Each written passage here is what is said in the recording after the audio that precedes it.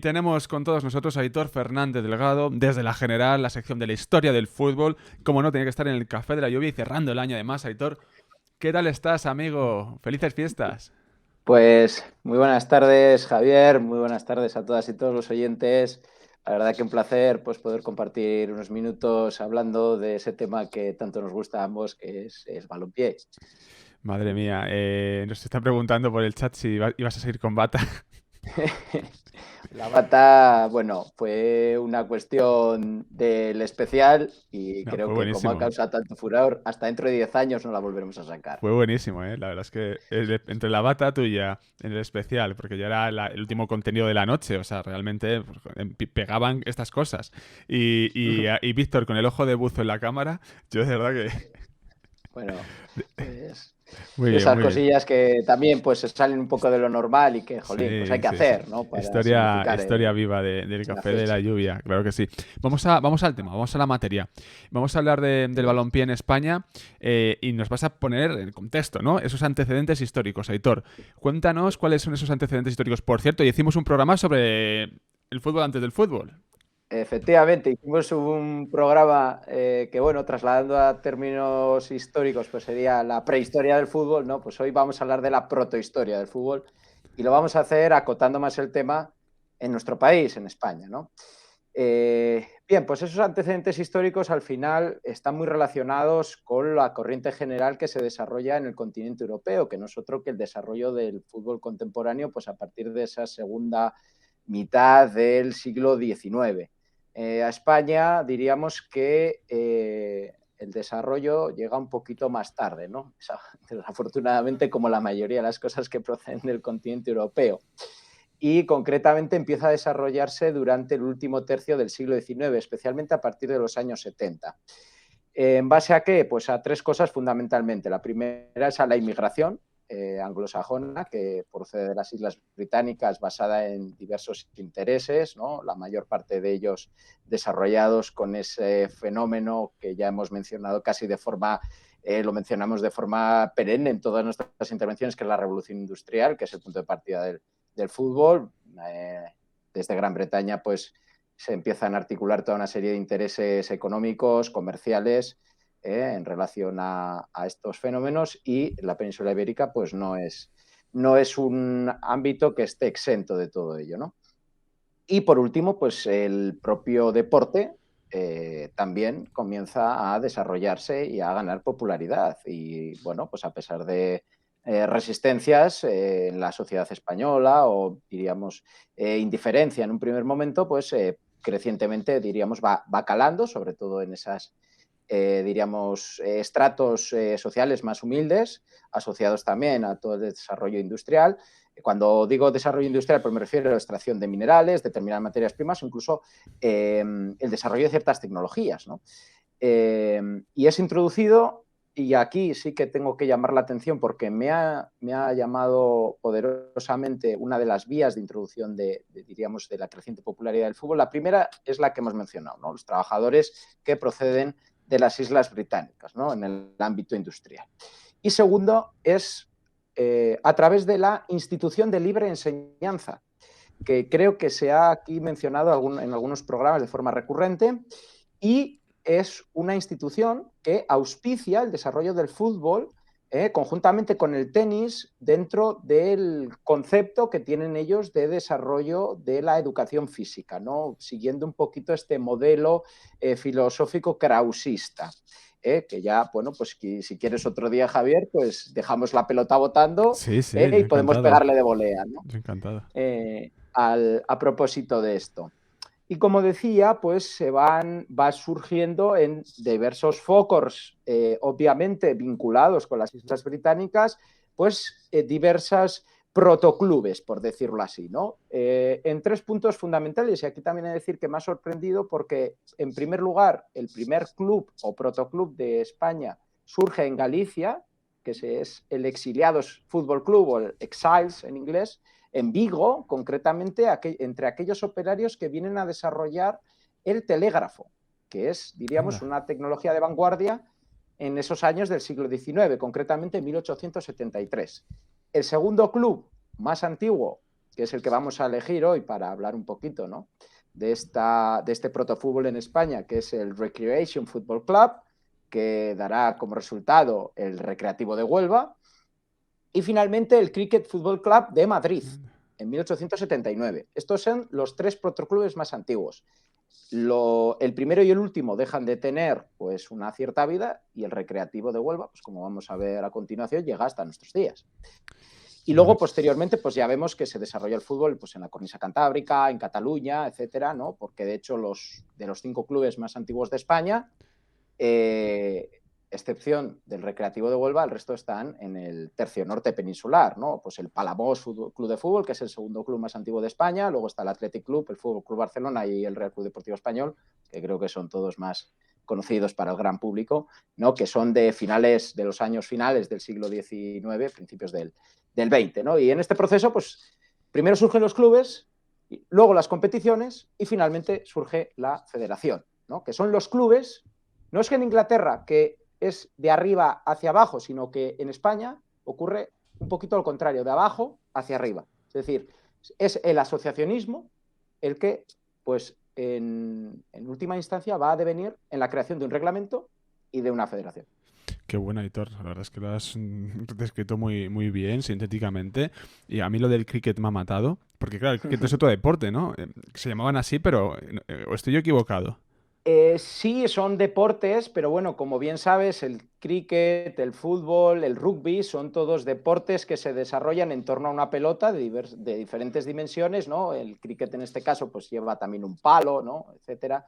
Pero todos estos deportes anglosajones, diríamos en lo que es la génesis del fútbol, están muy relacionados con el propio fútbol, en tanto en cuanto son británicos, ciudadanos de ascendencia británica, los que pues van un poquito expansionando esta práctica deportiva, y no solo con el fútbol, sino con otros deportes también, ¿no? Vamos, si te parece, al recre. Muy bien, pues A la vamos a historia hablar, del recre. ¿Cómo comienza esto? vamos a hablar del Recreation Football Club, ¿no? Del recreation. ¿Qué hay ahí?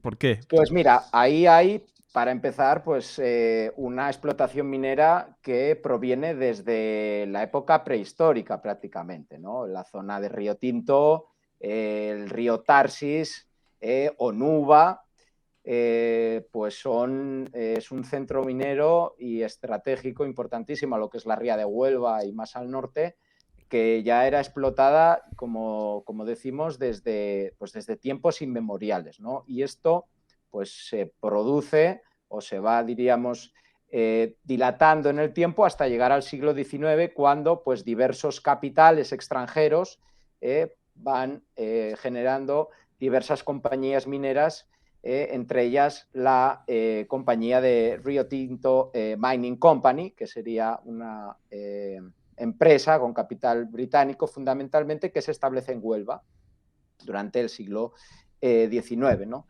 No tengo la fecha, pero imagino que durante, pues a mediados o el último tercio, no sabría decirlo. Y evidentemente, pues con ese capital vienen personas que fundan un club inglés, el Club Inglés de Río Tinto.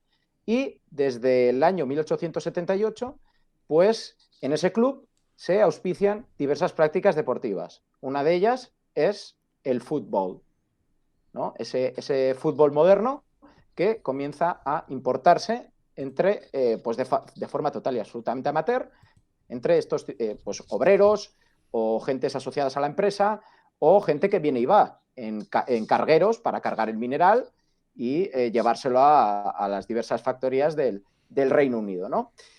El documento más antiguo que se conserva data de 10 años después de esta, diríamos, fundación del Recreation Football Club, que es concretamente del 1 de marzo de 1888 y narra la celebración de un partido de fútbol que era, entre comillas, o sea, era con guión en la antigua grafía, entre el Recreation Football Club y la tripulación de un buque de carga británico llamado Jane Cory.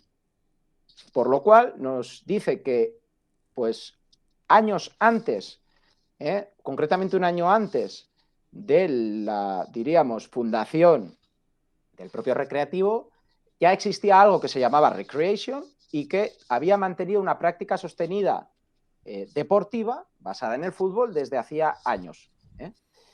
¿Cuándo se funda el Recre? Pues en un lapso de tiempo comprendido entre el 18 de diciembre del año 1889 y el 23 de diciembre de ese mismo año. Es decir, proceso de 5 días en el que una de las personas más influyentes para el desarrollo del protofútbol en Huelva, que es el escocés, el doctor Williams Alexander Mackay, conjuntamente con otro compatriota llamado Charles Adams, pues van auspiciando la, diríamos, reunión de toda una serie de estamentos, tanto extranjeros como locales, y el día 23, como he dicho, a las 10 de la noche, en el Salón de Chimeneas del antiguo Hotel Colón de Huelva. Yo no he estado en Huelva, pero supongo que la gente que sea de allí pues sabrá dónde está localizado. Pues se produce la firma del acta fundacional de este Recreation Football Club, que, como vemos, sirve no solo de, diríamos, pasatiempo para gentes que vienen de otro lugar, sino que es un vehículo, diríamos, de integración de esas gentes en la sociedad onubense del momento y también de la concitación, diríamos, de apoyos de gentes de diversos estratos sociales y de diversas procedencias a través de un magnífico vehículo de integración como es el fútbol, que ya desde sus orígenes funciona en esta dirección. Porque hay que decir que además de estos señores de ascendencia británica, pues hay un empresario alemán, por ejemplo, que se llama Guillermo Sandheim, o pues gentes de la propia Huelva, como era Pedro Soto o José Muñoz, que son algunos de los que participan, diríamos, de ese acto fundacional. Y de ahí hasta principios del siglo XX, pues el Recreativo de Huelva realmente, diríamos que no cambia excesivamente su actividad, sino que, bueno, lo que hace es legalizarse, ¿no?, desde un punto de vista jurídico como pues, asociación y pues progresivamente expandiendo su ámbito de actuación. Un hito importante es el 4º centenario del descubrimiento de América, que se produce en 1892. ¿Por qué es importante? Por 2 cuestiones. Primera, porque es el Recreativo de Huelva, el club de fútbol que redacta el primer y más antiguo reglamento para la práctica deportiva futbolística reglada en España. Es el Recre, que luego ese reglamento, pues con modificaciones, lo adaptará a posteriori, ya en la década de 1900, la propia Federación Española de Fútbol, que es cuando se funde, ¿no?, que es en 1906, creo que es cuando se funda la federación. Y también porque se construye el velódromo, que es el primer estadio, que es a la que corresponde la foto que ha subido en redes sociales, sí, en el que disputa sus partidos el Recre desde estos momentos, es decir, desde la década de los 90 del siglo XIX hasta la década de los 50, que es cuando se inaugurará el viejo estadio colombino, que creo que todos los, diríamos, aficionados al fútbol, no solo de nuestra quinta, sino más jóvenes y también más mayores, serán el campo de fútbol que, a excepción de los onubenses, que sean auténticos forofos, asocien al Recreativo de Huelva como feudo local. Mira, ahora están viendo, perdóname, el velódromo. No nos están viendo nosotros, están viendo el velódromo, que lo he compartido un segundito para que los No oyentes confundir con el estadio del Olympique de Marsella, que también Cuidado. se llama el Velódromo, pero este es el velódromo de Huelva.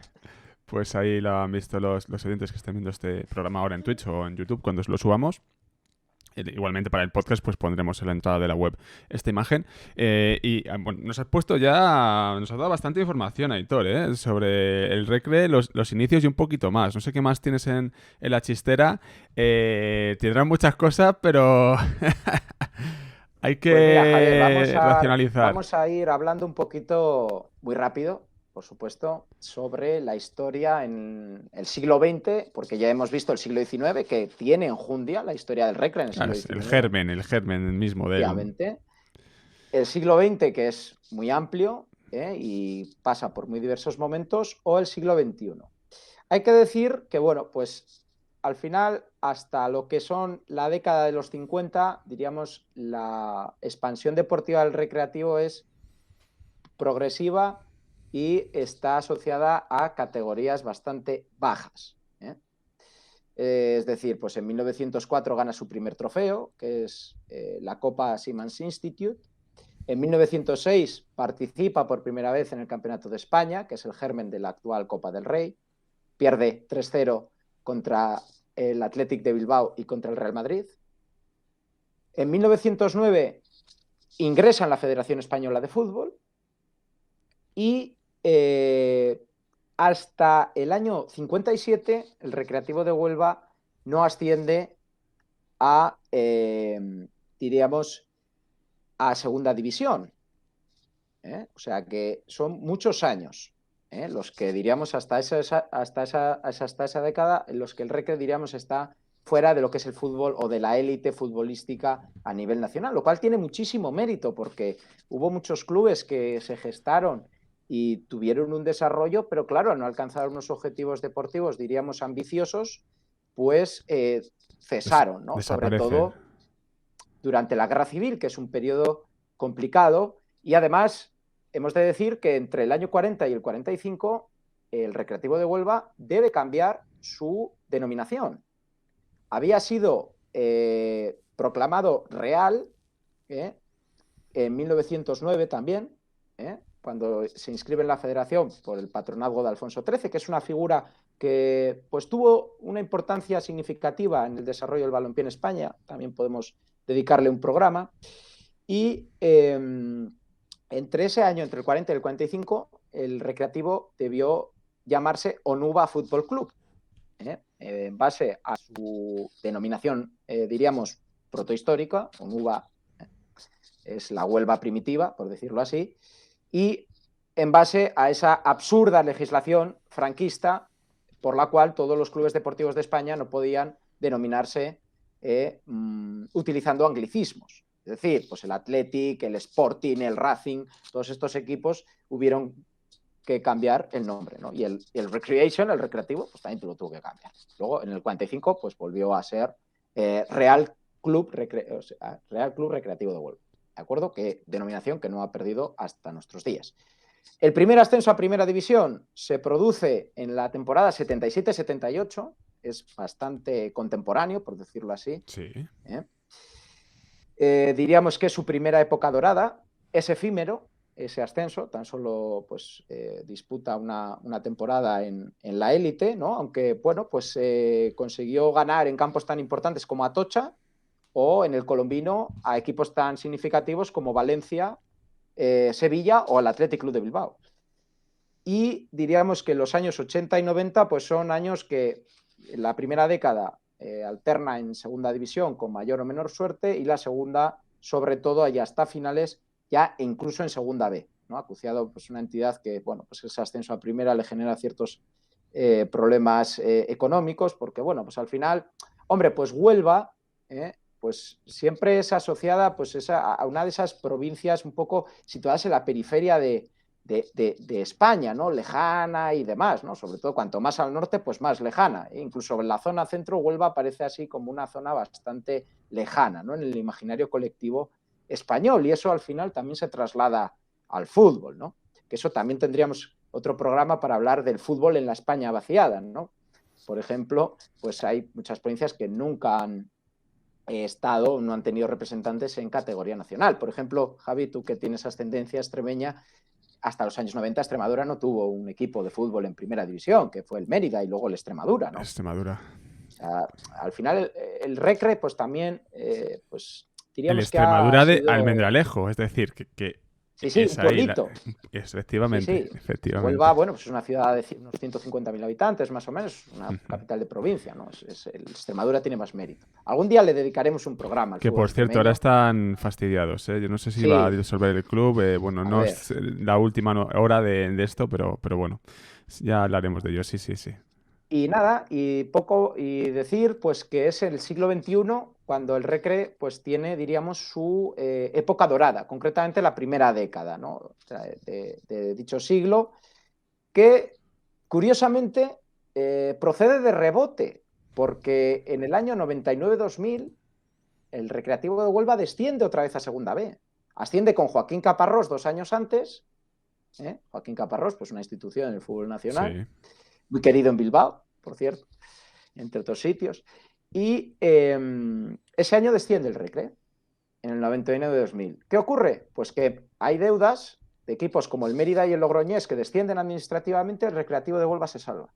Al año siguiente se estabiliza en segunda y al otro año, concretamente en 2003, ya con Lucas Alcaraz en el banquillo, pues consigue llegar a primera división por segunda vez en su historia.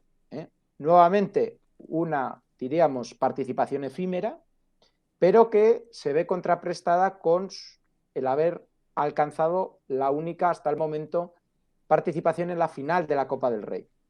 En Elche, que bueno, pues desafortunadamente pierde contra el Mallorca de Samuel Eto'o por 3-0, ¿no? Pero yo creo que eso es un recuerdo para la afición del Recre imborrable, ¿no? Y después, pocos años después, en 2006, ya con Marcelino García Toral como entrenador, pues el Recre consigue volver a ascender y conseguir la mejor clasificación histórica en la primera división, concretamente un 8º puesto, en la que creo que hay que mencionar también, por ser las fechas y por la entidad de la victoria, el 18 de diciembre del 2006, cuando el Recreativo de Huelva asaltó el Santiago Bernabéu por 0-3, después de que 5 aficionados falleciesen en un terrible accidente cuando se desplazaban a Madrid, ¿no? Y la década siguiente, pues ha visto a un Recre progresivamente perder escalones dentro del fútbol nacional. En 2008 descienden a segunda división nuevamente, están 3 años, 2006-2008. En 2014 desciende a segunda B y el año pasado, pues con la reestructuración que ha habido de categorías en el fútbol español, actualmente se encuentra compitiendo en lo que era la antigua tercera división, la tercera federación, ¿no? La verdad que Recreativo de Huelva no ha sido el único histórico que ha caído tan bajo dentro del fútbol nacional, pues equipos como el Córdoba, el Baracaldo, se han sufrido también en sus carnes el Murcia, ¿no? Descensos importantes. Y bueno, pues ahí está el Recreativo. La verdad que he podido ver por redes sociales que tienen cierto apoyo de la afición. Clasificatoriamente en la actualidad están bien posicionados, están líderes de su grupo, creo que es el grupo 10º de la tercera división. Y bueno, pues con posibilidades reales de volver a escalar y bueno, pues ojalá dentro de poco vuelva a lugares que por historia creo que le pertenecen, ¿no? Y por ese, diríamos, título que encarna dentro del fútbol nacional, que es el de decano del fútbol español. Bueno, Aitor, nos has hecho un resumen, un análisis también muy certero, concreto, porque hay mucha historia detrás de este equipo, una de las marcas de los inicios del fútbol en España. Así que nada, pues muchísimas gracias. Ya aquí he anotado en la libreta algunos programas que se pueden hacer, algunas cuestiones que se pueden abordar. Y únicamente desearte pues un feliz año, Aitor. Pues nada, Javier, a vosotros también. La verdad que, bueno, pues el balance creo que debe ser positivo, no solo porque este año 2021 haya cumplido el café 10 años, sino porque, bueno, pues se ha adaptado a los nuevos tiempos, está innovando, creo que con buen tino y buena dirección, formatos y, bueno, pues ojalá el 2022 nos siga trayendo éxitos y sobre todo que podamos compartirlos entre esta pequeña familia que es el Café del Año. Y gracias por tu apoyo. Nada, por el vuestro un placer y bueno, pues que tengáis una feliz salida de entrada de año y que el 2022 nos traiga lo mejor a todos y todas. Eso esperamos. Cuídate mucho, amigo. Igualmente, Javier. Un Adiós. abrazo.